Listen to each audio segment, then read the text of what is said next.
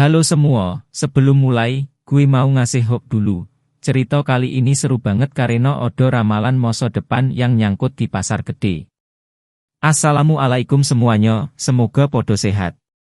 Bismillah, segala puji buat Allah yang maha ngatur hidup kita.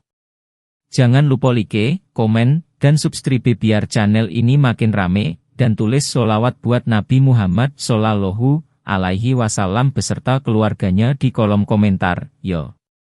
Ayo kita podo tetep takwa, soalnya Allah udah ngingetin dalam Al-Quran, wong-wong sing podo takwa bakal diwenehi dalan metu saka masalah. Tulis juga asal kalian dari mana di komentar, biar kita makin akrab. Dan please tonton sampai selesai, soalnya ada satu pertanyaan di deskripsi, yang jawabannya bener bakal dapat hadiah, dan hadiahnya bakal gue sebutin di bagian penutup nanti. Di pasar gede yang hari itu rame banget, lebih rame dari biasanya, wayang cepot lagi ngider muter-muter seperti orang yang udah hafal setiap sudutnya. Pasar itu panas, tapi anginnya aneh, kadang nyerempet dingin kayak bawa pesan baru. Para pedagang yang udah rutin lihat cepot lewat biasa ojo, cuma nyopo sambil ngangkat tangan, pot. Neng kene sik, sing anyar-anyar murah, nih. Tapi hari itu cepot bukan mau belanja, bukan mau ngelawak kayak biasanya, dan bukan pula mau ngegodain pedagang emping yang dari dulu ngefans berat sama dia. Dia lagi nyari kabar yang katanya tersebar dari mulut ke mulut, dari ujung pasar sampai pintu masuk, tentang munculnya ondel-ondel keliling yang mukanya bukan sembarang muka. Odo cahaya, odo getaran, kayak bawa amanat gaib dari masa depan. Dan cepot, meskipun dikenal tukang guyon, hatinya peko kalau udah urusan begituan. Di Betawi, nomo cepot bukan nomo asing. Dia sering disebut Jawara yang kelakuannya ngeselin tapi ngegemesin. Mulutnya pedes, tapi hatinya bening. Kadang kalau dia muncul, anak-anak kecil langsung ngumpul, berharap dapat cerita lucu atau nasihat yang dibungkus candaan. Ah itu mah cepot, kata orang-orang. Muka boleh nyolot tapi ati mah alus. Dan memang bener.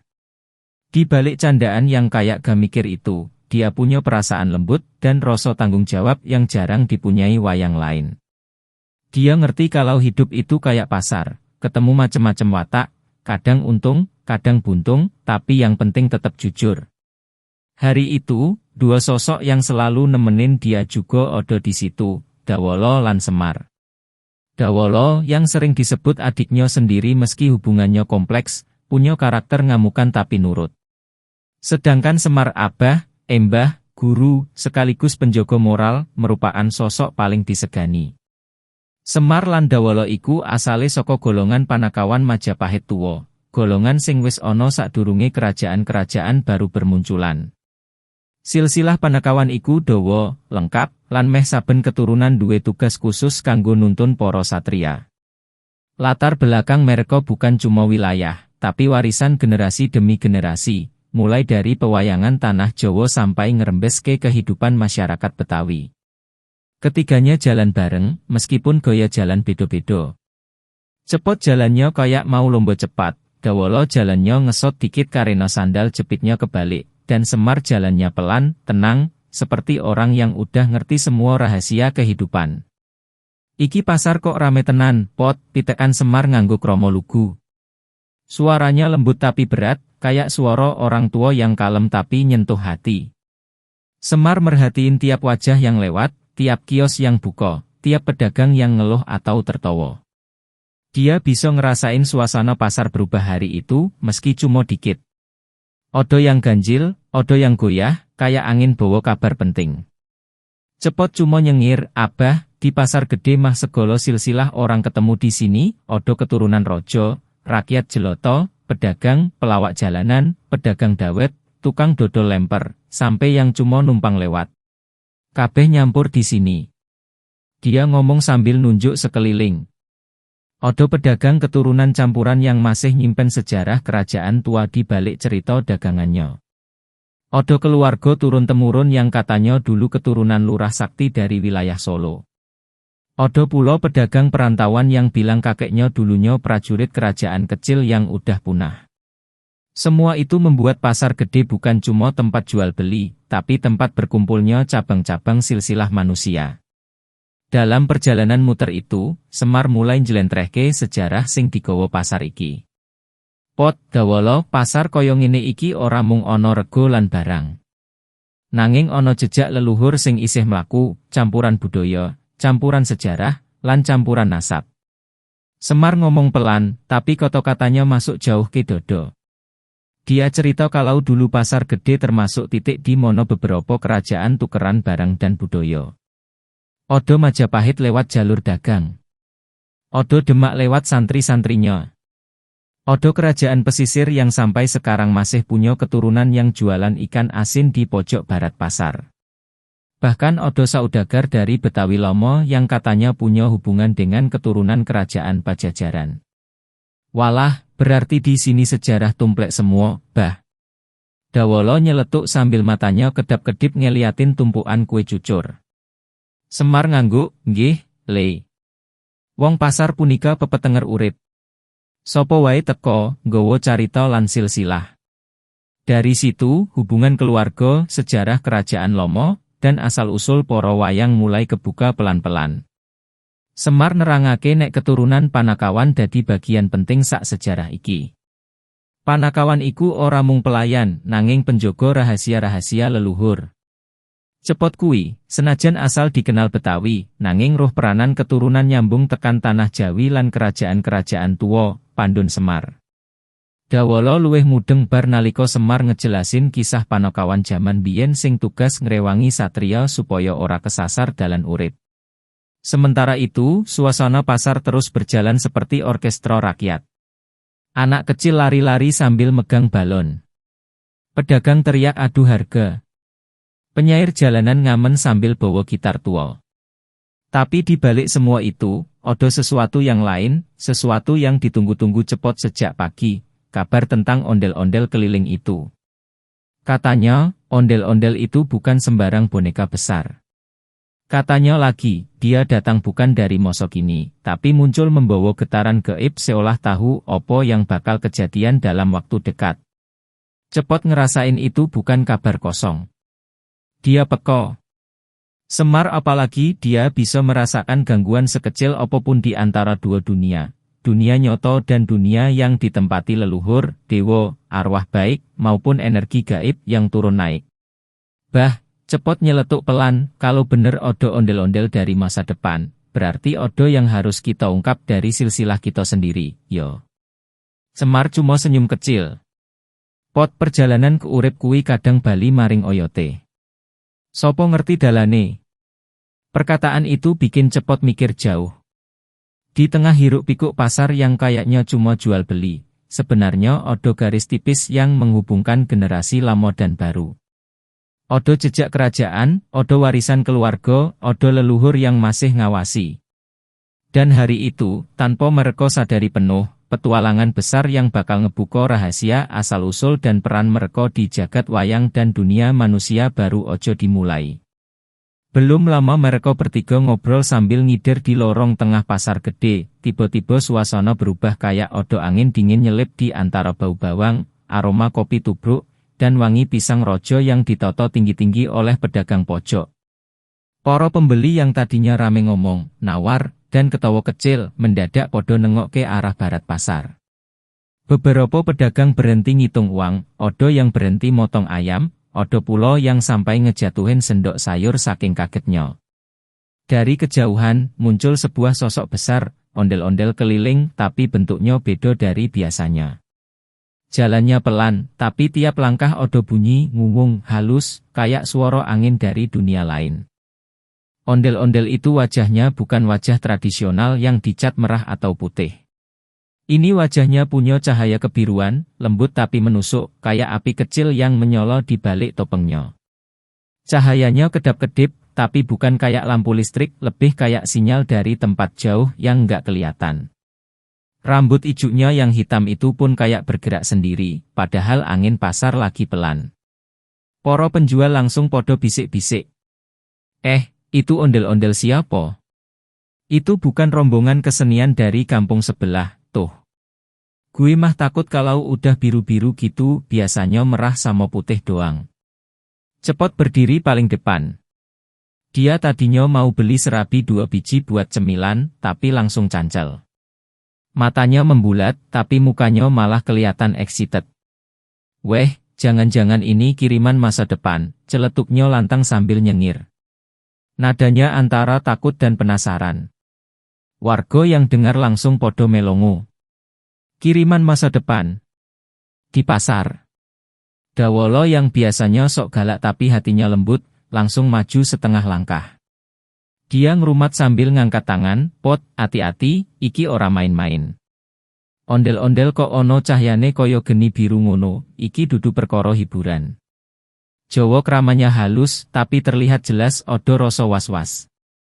Matanya Dawolo nggak lepas dari gerakan kecil ondel-ondel itu. Seolah setiap goyangan bahunya punya arti khusus. Semar cuma ngelus dada, napasnya panjang, tapi wajahnya tenang kayak nelayan tua yang udah paham arah badai. Sing tenang, le, kabeh masalah iso dirampungno. Ojo panik disik. Wong pasar iki neng kekuatan Allah, dudu awakmu dewe sing reksa.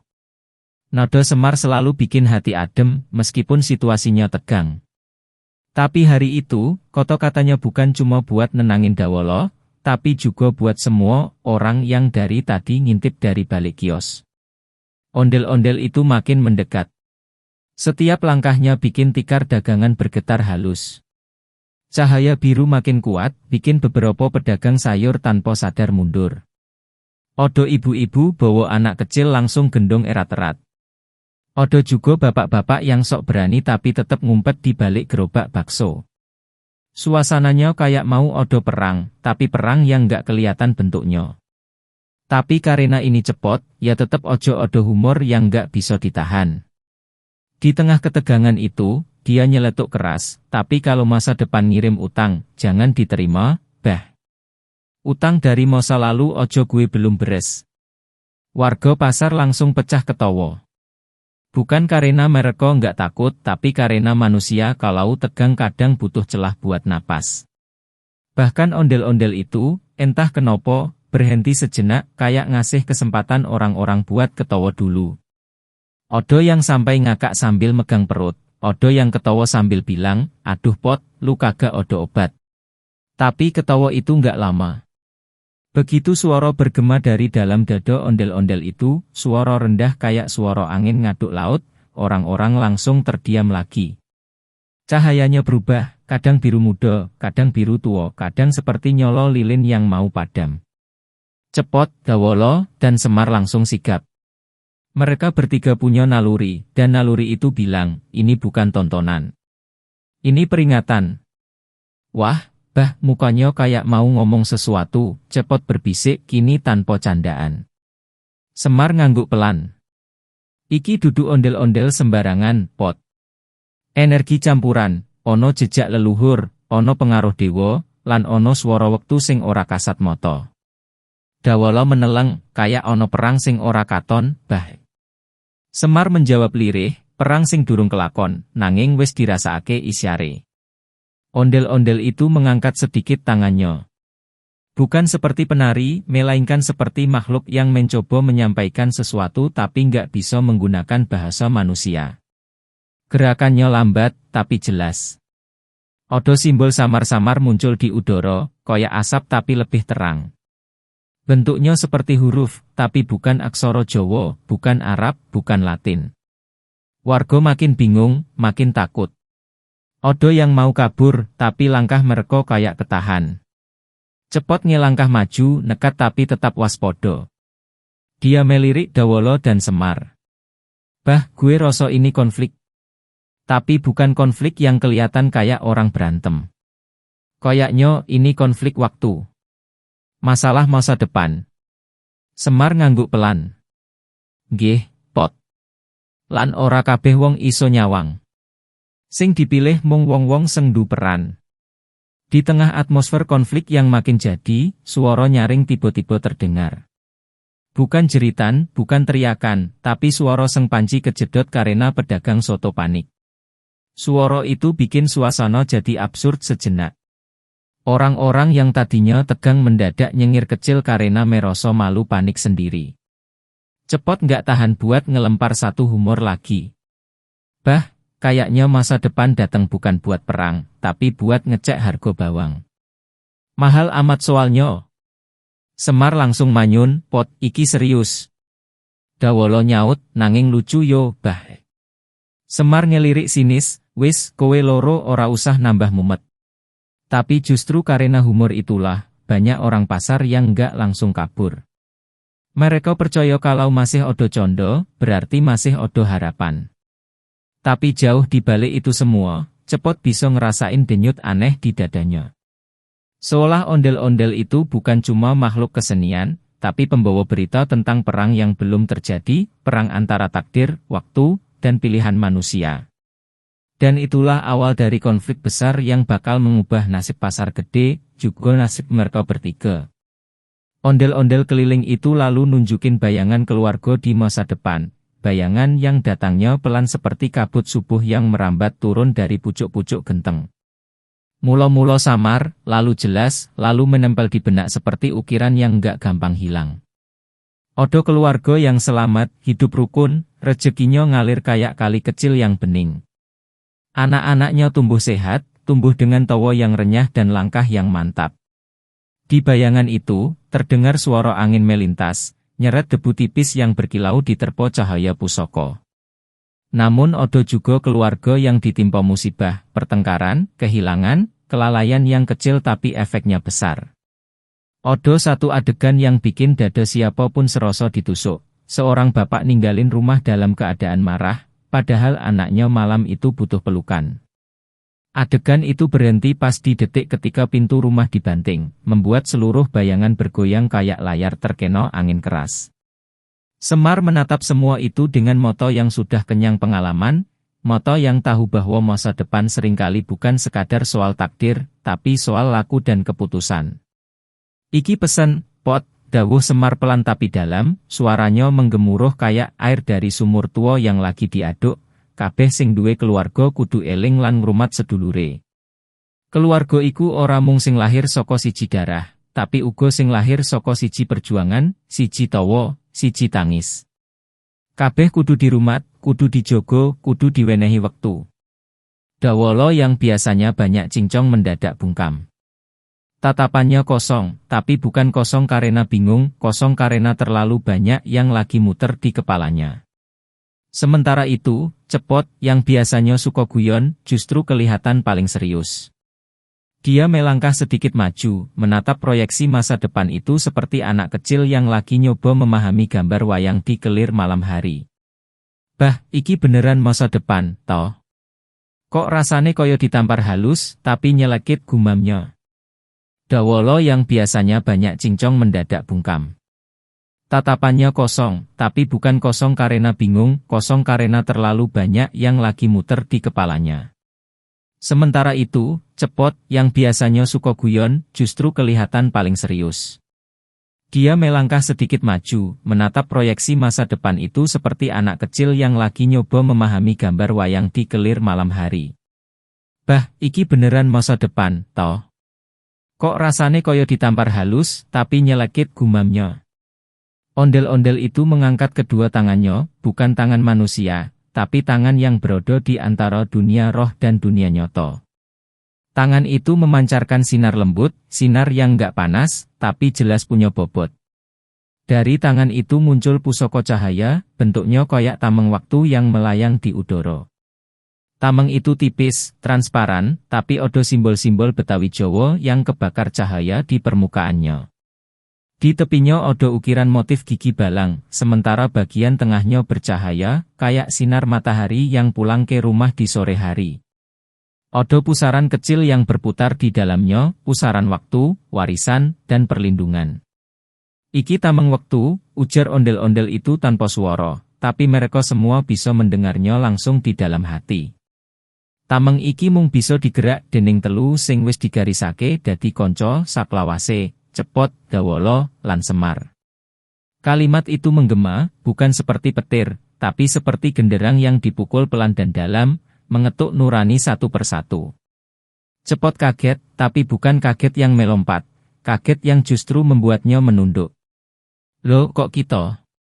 Kita bertiga. Aku, Dawala, lan Mbah Semar, tanyanya, suaranya meleot dikit, tapi tetap serius. Semar menoleh ke arah Cepot, dan untuk pertama kalinya sejak perjalanan ini mulai, ia tersenyum lebar, senyum ayah, senyum guru, senyum sahabat sekaligus. Pot, kata Semar dengan suara lembut, kita iki wis suwe lelungan bareng. Wes bareng gawe kahanan angel, bareng guyu, bareng nangis. Keluarga kuwi yo ngene. Ora gumantung sapa sing nglairke sapa. Nanging gumantung sapa sing gelem jaga, sapa sing gelem ngopeni, sapa sing gelem meluk pas salah siji mau meh tiba. Dawala akhirnya bersuara. Berarti keluarga kita iku ora mung sing nunggu kita di omah, tapi sing mlaku bareng, sing ngadepi bebaya bareng, tanyanya lirih, seperti takut jawaban itu terlalu besar buat dirinya. Ondel-ondel kembali memutar bayangan. Mereka bertiga terlihat sedang berpegangan podo tameng cahaya itu, menangkis kegelapan yang bentuknya menyerupai asap hitam dengan wajah-wajah putus asa. Dalam bayangan itu, Cepot berdiri paling depan, Semar menguatkan dari belakang, dan Dawala menjadi jembatan di antara keduanya, menyalurkan energi yang tak pernah ia sadari punya. Kekuatan itu bukan kekuatan pukulan atau makhluk sakti, itu kekuatan yang muncul dari rasa percaya satu sama lain. Semakin lama mereka melihat, semakin jelas maknanya, masa depan bisa berubah. Tergantung seberapa kuat mereka menjaga inti keluarga mereka, baik keluarga sedarah maupun keluarga perjalanan. Tiba-tiba bayangan lain muncul, lebih personal, lebih menyentuh. Terlihat seorang ibu sedang memasak sambil mendongeng, seorang ayah sibuk memperbaiki atap rumah, seorang anak yang main layangan sambil sesekali melirik langit seolah lagi menunggu seseorang yang pergi terlalu lama. Bayangan itu sebetulnya sederhana, tapi rasanya menonjok dodo. Karena semuanya sadar, yang mereka lihat bukan sekadar ramalan, tapi pengingat. Pengingat supaya mereka nggak cuma jadi pahlawan di jalanan, tapi juga di ruang-ruang kecil yang biasanya dianggap sepele, ruang di rumah, ruang dalam hati orang-orang yang nunggu. Cepot menarik napas panjang. Jarang sekali ia terlihat seserius ini. Weh, ujarnya pelan, berarti keluarga kita bukan cuma darah, tapi juga persaudaraan perjalanan. Wong sing tulung tinulung lan setya kawan sak dalane urip. Kalimat itu meluncur begitu saja, tanpa guyonan, tanpa cengiran. Murni dari hati. Semar menepuk bahu Cepot, seakan ngomong, aku bangga karo kowe, nak.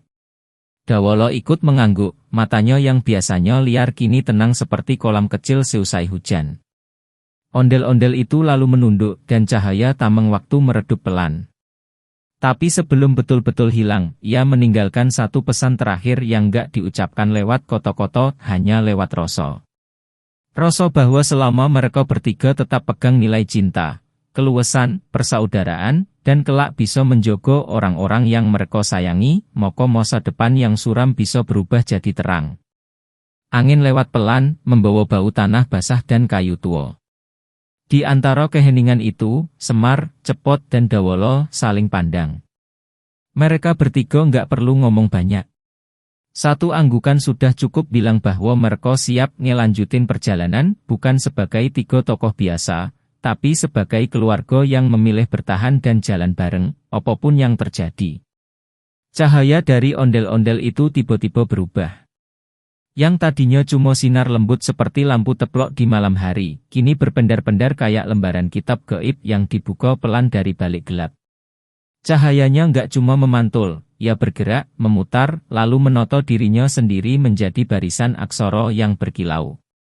Aksara itu bukan Jawa, bukan Arab, bukan Sanskerta, tapi campuran semuanya, bahasa kuno yang cuma bisa dibaca oleh mereka yang siap menanggung beban pengetahuan. Setiap huruf yang muncul seperti memiliki denyutnya sendiri, seperti urat nadi dunia yang sedang bercerita lewat kilatan cahaya. Dari kitab cahaya itu, tampak ramalan politik yang begitu gamblang sampai bikin bulu kuduk meremang. Ada sosok-sosok yang berebut kursi kekuasaan. Kursi itu bukan sembarang kursi, bentuknya seperti singgasana yang terbuat dari bayangan, memperlihatkan bagaimana kekuasaan seringkali kosong tapi bikin orang bertarung sampai lupa daratan. Singgasana bayangan itu muncul lalu hilang, muncul lagi dengan bentuk berbeda, seolah-olah menunjukkan bahwa kekuasaan hanyalah benda berubah-ubah yang tak pernah dimiliki sepenuhnya oleh siapapun. Lalu muncul gambaran tentang pasar gede, pasar tua yang jadi nadi kehidupan rakyat kecil.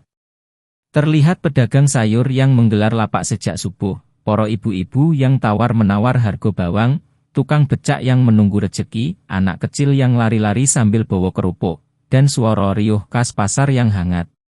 Tapi dalam bayangan itu, suasana perlahan berubah gelap. Odo kerusuhan, odo teriakan, odo harga-harga yang tiba-tiba melonjak. Lalu, sebuah gemuruh besar terdengar, bukan gempa bumi, tapi runtuhnya struktur sosial karena rebutan kekuasaan yang merembet sampai akar rumput. Dawolo paling awal merosot odo yang gak beres. Ia menutup kupingnya, tapi suara itu tetap masuk, sebuah bisikan dari dunia dewa-dewa lama. Dewa-dewa yang sudah gak lagi dipuja manusia, tapi masih punya pengaruh di balik tirai semesta. Bisikan itu dingin, tapi jujur. Yen ono rebutan kuroso, rakyat sing diserikno, begitu bunyinya. Kata-kata itu menggema di kepala Dawolo. Seakan-akan dewa itu sedang berdiri tepat di belakangnya sambil memegang bahunya. Dawolo menggigil, bukan karena takut, tapi karena ia merasakan beratnya pesan itu. Semar menatap Dawolo, lalu menatap kitab cahaya itu. Ia tahu dewa mono yang sedang berbicara, meski namanya sudah lama hilang dari cerita wayang yang dikenal manusia. Dengan tenang, Semar mengangguk. Wong urip kudu adil, ora ngoyak-oyak kekuasaan sing ora jelas. Kekuasaan sing ora dinggo nglindungi rakyat, kuwi dudu kekuasaan, mung kesombongan sing jupuk wujud, kata Semar. Suaranya tenang, tapi punya bobot seberat gunung. Ucapannya seperti palu godam yang mengetuk kesadaran. Cepot, yang biasanya paling santai, paling suka guyon, paling jarang mau mikir serius, kali ini diam lomo. Matanya nggak bermain, mulutnya nggak manyun, seluruh tubuhnya tegang seperti ia sedang membaca sesuatu yang jauh lebih berat dari naskah lakon wayang. Bah, kalau pasar gede ambruk karena perebutan kuoso, habis dah ekonomi rakyat, gumamnya.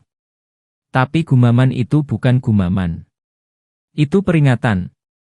Peringatan yang lahir dari hati seorang yang sudah terlalu sering melihat rakyat kecil jadi korban tanpa tahu siapa yang salah. Kitab cahaya itu kemudian berubah lagi. Odo gambar-gambar abstrak yang mewakili dinamika politik. Tangan-tangan hitam yang saling tarik, moto-moto besar yang memperhatikan dari kejauhan, janji-janji kosong yang berpendar sebelum pecah jadi serpihan. Odo simbol mahkota yang berputar cepat, lalu jatuh ke tanah, pecah menjadi 3 bagian. Dari retakan itu keluar asap gelap yang merayap seperti ular lapar. Asap itu mendekati pasar gede yang sedang penuh orang, dan setiap orang yang terkena asap itu tiba-tiba kehilangan senyum, kehilangan harapan, kehilangan arah. Ondel-ondel itu mengangkat kepala, seolah tahu bahwa isi kitab itu terlalu berat kalau hanya dilihat tanpa penjelasan. Cahaya dari moto ondel-ondel memancar seperti lampu kota yang tiba-tiba menyala di tengah malam gelap. Dari cahaya itu, terdengar suara gaib yang bukan suara manusia. Bukan juga suara dewa, lebih seperti suara perjalanan itu sendiri. Suara yang bilang bahwa semua ini bukan sekadar ramalan, tapi peringatan. Pesan gaib itu makin jelas, musibah bisa dicegah kalau mereka bertindak. Bukan tindakan gegabah, bukan tindakan marah-marah, tapi tindakan yang tepat, terukur, dan didorong oleh nilai adil dan welas asih. Ondel-ondel memperlihatkan alternatif future, masa depan yang lebih terang. Di bayangan itu, pasar gede tetap berdiri, bahkan lebih ramai. Orang-orang tersenyum, pedagang untung, harga stabil, konflik mereda. Tapi masa depan itu hanya muncul sebentar, seperti peluang kecil yang hanya bisa diraih kalau mereka bertiga jalan sesuai amanat. Semar, yang paling paham beratnya pesan itu, mengambil napas panjang. Pot, wo kekuasaan kui godaan sing paling licik. Ora katon, ora wujud, tapi pengaruh iso nyeret wong sing apik dadi gelap. Nanging yen sing jaga rakyat iku wong sing ora gumantung marang tahta, wong sing ngerti nilai adil, mesti iso ngowahi dalan sejarah. Koto-koto itu melayang pelan, tapi terasa sampai ke tulang. Cepot menggaruk kepala, tapi bukan karena bingung, lebih karena ia sedang berusaha memahami apa yang harus dilakukan. Berarti kita perlu cegah mereka yang mau rebutan kuoso di pasar gede, tanyanya. Ondel-ondel menjawab dengan anggukan kecil, anggukan yang cukup buat bikin mereka bertiga sadar bahwa perjalanan mereka belum selesai. Bahkan mungkin baru mulai. Dawala melihat kitab cahaya yang perlahan memudar. Bah, kalau ini bencana sosial beneran, dampaknya nggak cuma pasar gede. Ke kampung-kampung, ke orang-orang kecil yang kerja keras tiap hari. Suaranya pelan, tapi getir. Dia tahu betul, politik yang kacau selalu paling memukul mereka yang paling rapuh. Kitab itu akhirnya menghilang, berubah jadi serpihan cahaya kecil yang melayang seperti kunang-kunang di tengah malam. Tapi serpihan itu bukan hanya cahaya biasa. Itu adalah sisa pesan, sisa peringatan, sisa harapan. Mereka bertiga berdiri diam, meresapi semuanya. Semar menutup mata sejenak, lalu membuka kembali dengan tatapan tegas. Dawala menggenggam tangannya, seolah mau memastikan dirinya siap. Cepot, setelah berpikir panjang, menepuk dadanya sendiri sambil bilang, ya udah, kalau rakyat yang jadi taruhan, kita turun tangan. Nggak bisa diem doang. Angin berembus pelan, membawa aroma tanah, asap, dan sedikit wangi kembang setaman, tanda bahwa dunia dewa sedang memperhatikan. Ondel-ondel di depan mereka berdiri tegak, wajahnya yang besar dan khas Betawi tampak lebih hidup dari sebelumnya. Mereka semua tahu, tugas berikutnya bukan cuma soal melawan kejahatan gaib, tapi juga menjaga keseimbangan dunia nyata. Dan disitulah babak baru dimulai, babak politik, tahta, dunia dewa, dan perjuangan tiga sahabat Saklawase untuk memastikan rakyat kecil nggak jadi korban lagi. Akhirnya, setelah kitab cahaya itu memudar dan bisikan dewa-dewa lomo sirna perlahan, ondel-ondel keliling tersebut berdiri lebih tegak dari sebelumnya. Sorot matanya yang tadinya hanya berpendar kebiruan, kini berubah menjadi campuran warna emas dan putih, warna yang dalam keyakinan para sesepuh disebut sebagai pertanda wahyu. Angin yang tadi hanya sepoi-sepoi mendadak berhenti, seperti seluruh alam pasar gede sedang menahan napas, menunggu apa yang akan disampaikan. Suasana pasar yang biasanya ramai oleh suara tawar-menawar, cekiikan anak-anak kecil, dan deru becak, tiba-tiba sepi seperti malam menjelang azan subuh. Dari tubuh ondel-ondel itu keluarlah getaran halus, seperti denting gamelan yang dipukul dari balik awan. Getaran itu membuat daun-daun pisang di lapak sayur bergetar pelan, membuat plastik-plastik kemasan yang tergantung menari sejenak, dan membuat rambut Cepot berdiri merinding. Lalu muncullah suara, bukan suara manusia, bukan juga suara hantu, tapi suara yang seolah berasal dari lorong panjang antara dunia kasat mata dan dunia gaib. Suara itu mengucapkan pelan namun tegas, dengan nada yang mengandung kasih sayang sekaligus peringatan. Nglaksananono keadilan, ojo semena-mena marang sapa wae, lan kudu eling dalan Allah sing nguripno lan nyukupi. Kalimat itu bergetar di udara, melingkar di antara tiang-tiang pasar, lalu masuk jauh ke dalam batin siapapun yang mendengarnya.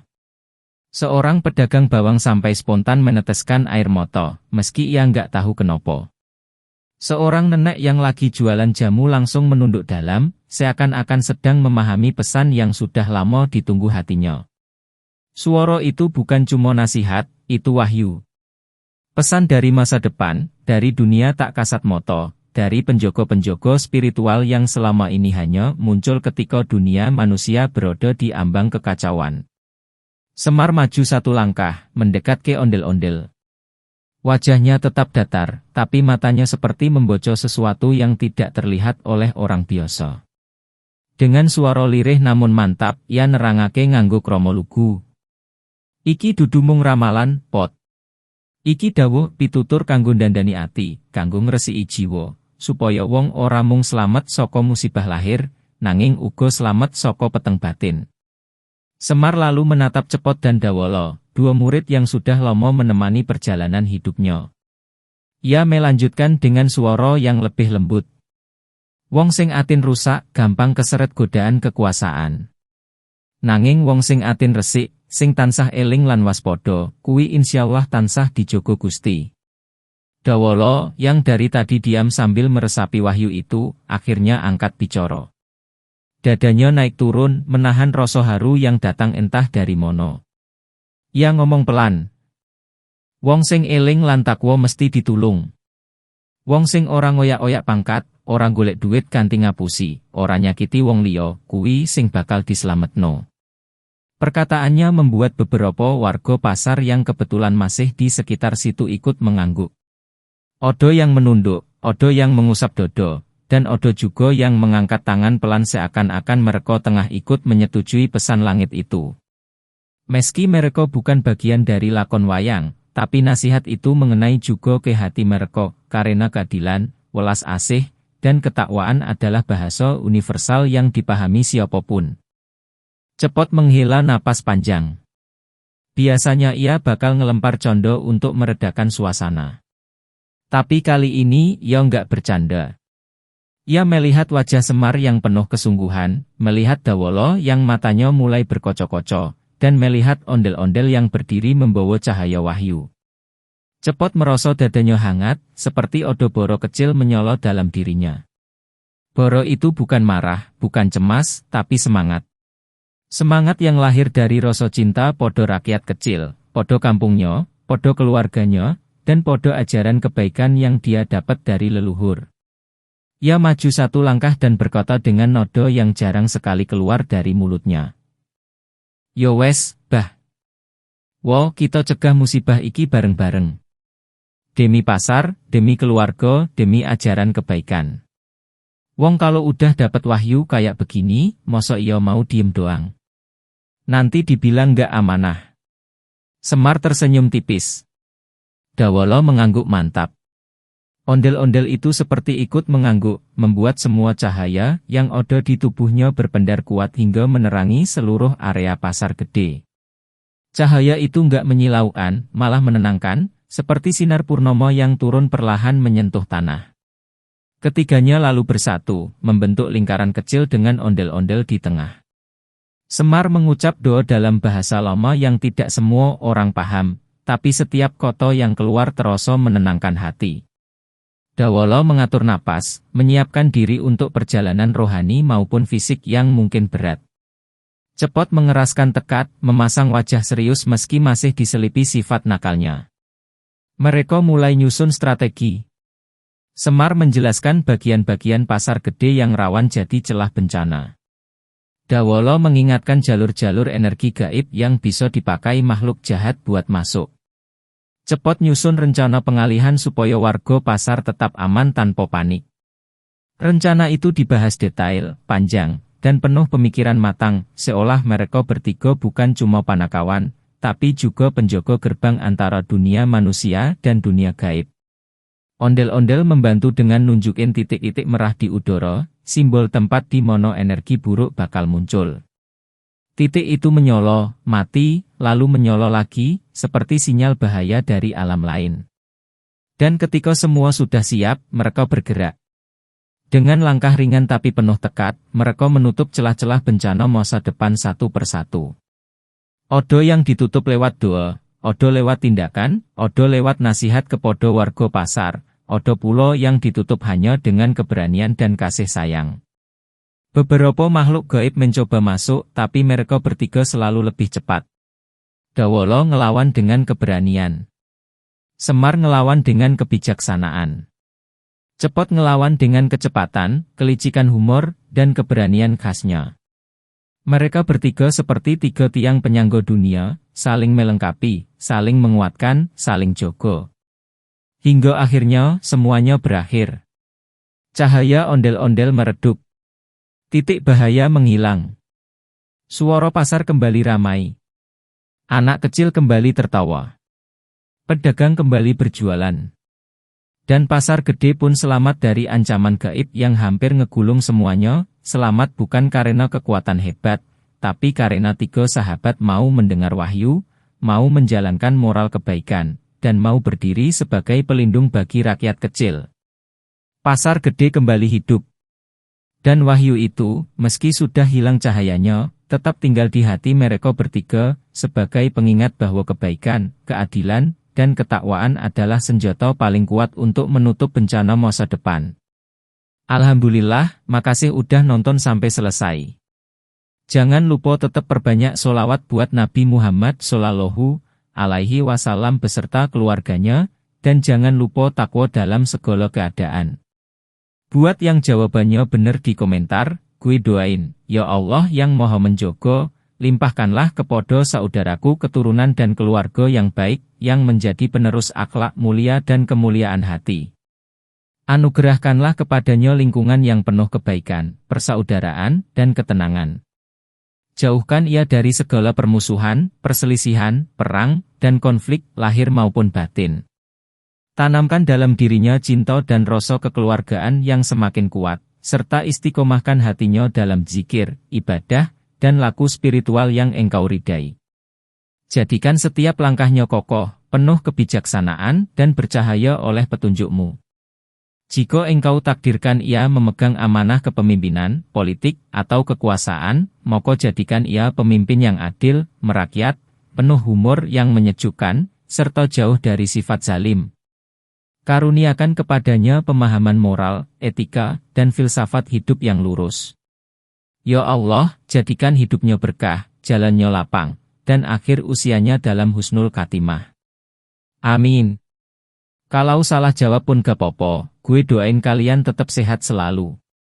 Jangan lupa komen request judul berikutnya tentang ondel-ondel.